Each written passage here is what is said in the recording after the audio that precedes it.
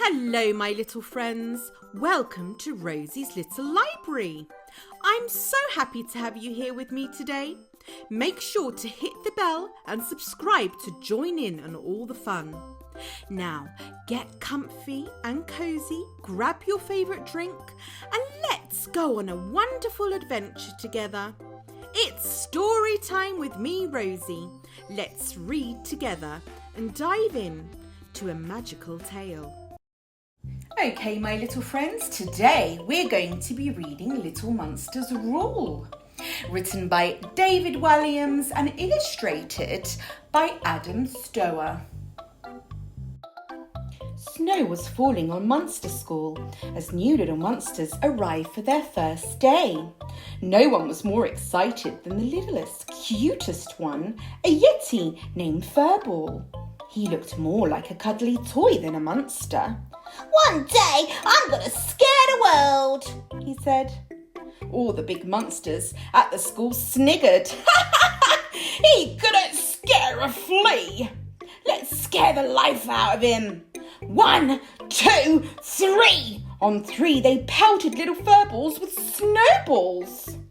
Donk, donk, donk. The teachers were horrible to the pupils.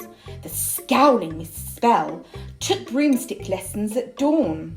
"Wow, I'll be the first flying yeti," said Furball, jumping on the front.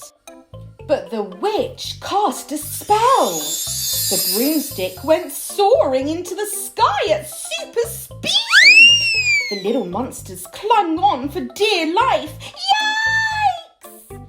As the broomstick did a loop-the-loop, all the little monsters fell off. "Wallop! Ah!" they cried before landing in a heap on the snow, with poor Furball at the bottom. In the afternoon, Mr. Kraken took swimming lessons in the lake. Today it was covered in ice. "I'm going to be a sea monster," said Furball. The teacher broke the ice as he dived into the lake. He was used to the cold.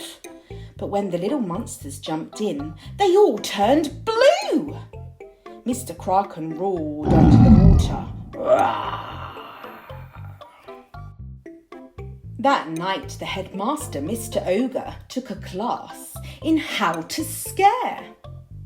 But he played a monstrous trick on the little monsters. The ogre told them, "On the far side of the forest is the perfect hiding place. From there, you can leap and shout, 'Boo!'" But only he knew that the steepest slope was waiting for them. The little monsters raced through the forest. Reaching the edge, they couldn't stop. No! They did roly-polies all the way down. Doof, doof, doof. The big monsters were even more horrible than the teachers. They fooled Furball into climbing a tree to get their ball back. "I'll get it," said the yeti, keen to show off his climbing skills. But when he was at the very top, they catapulted him into the sky. Ah! The little yeti flew for miles. Whoosh, woo! But what goes up must come down. And come down he did at top speed. Fortunately for Furball, his fall was broken by a huge pile of snow. Poof! The pile was in the playground of Howler's new school. Howler was a little werewolf with a very high howl. Woohoo! So high that he had been thrown out of Monster School for not being scary enough. Instantly, Howler stopped building his snow wolf and dashed over to dig the little yeti out. It was dress-up day at the school, though Howler had no need to dress up, as he was a werewolf. "You must be from Monster School," said Howler, hoisting Furball out of the snow. The little yeti nodded. "Do you want to tell me what happened?" Furball told Howler the whole sorry story. I can't wait to become a big monster so I can pick on all the little monsters, said Furball. No, replied Howler firmly. If you do that, the horribleness will go on forever. Howler gathered the kids in the playground by howling, "Woohoo! Will you help me turn a nasty school nice?" Yes! But how would they do that? Under the cover of darkness, the little ones traipsed through a snowstorm to Monster School. They scaled the wall before climbing through an open window. Next, they tiptoed down the stone steps to the little monster's dormitory. Went the door. Ah! Help! Don't hurt us! We're only little. Shh! Shushed Howler. I'm your friend. Follow me and Furball. Follow them they did. Be careful not to wake anyone up. Zigzagging along the maze of hallways, Howler found the school hall. Are you sure we should do this? Whispered Furball. We could get into big trouble. Don't be scared, replied Howler, taking his hand. The werewolf's heart was pounding. Boom, boom, boom, boom, boom. He was frightened too. Once inside the grand hall, they set to work, decorating the room with paper chains, blowing up the balloons, and laying out the fizzy pop and cakes. It was party time.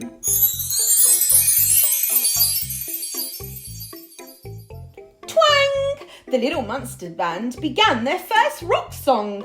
The noise was deafening. Howler was the perfect lead singer. His high voice sounded so cool with the wall of noise.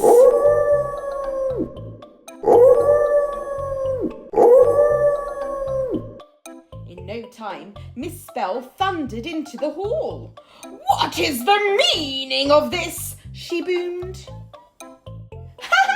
"Join the party!" sang Howler. "Yes, come on, Miss Spell, let's dance!" said Furball. He took her by the hand and led her to the dance floor. Soon the witch found herself bopping along with all the little monsters. Her scowl turned upside down. For the first time in her life, Miss Spell was smiling.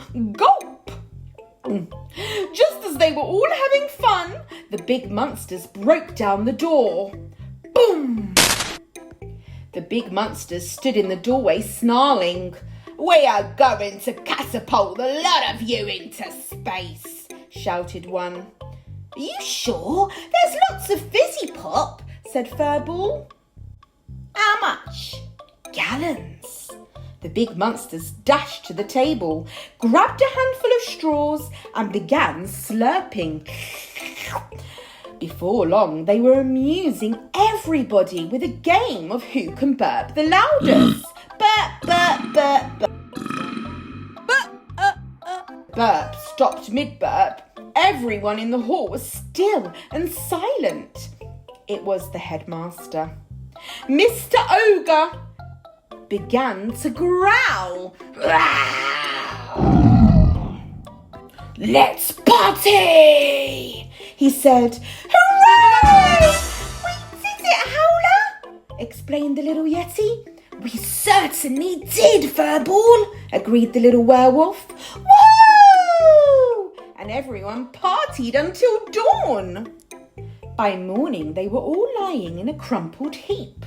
"From this day forward," said the headmaster, "Monster School will be the nicest school in the world." Hooray! Together, all the little monsters had turned this nasty school into a nice one. Sometimes it takes little ones like you to make the world a better place. It just goes to show, little monsters rule. But they had all forgotten about Mr. Kraken. who was still lurking in the lake. Rah! The little monsters will return, and so will the big ones. The end. Well, my little friends, that brings us to the end of today's adventure. I hope you enjoyed the story as much as I did. If you did, don't forget to like, share and subscribe so we can read even more magical tales together. Until next time, stay cozy, keep imagining, and I'll see you again soon, here at Rosie's Little Library. Happy reading, everyone!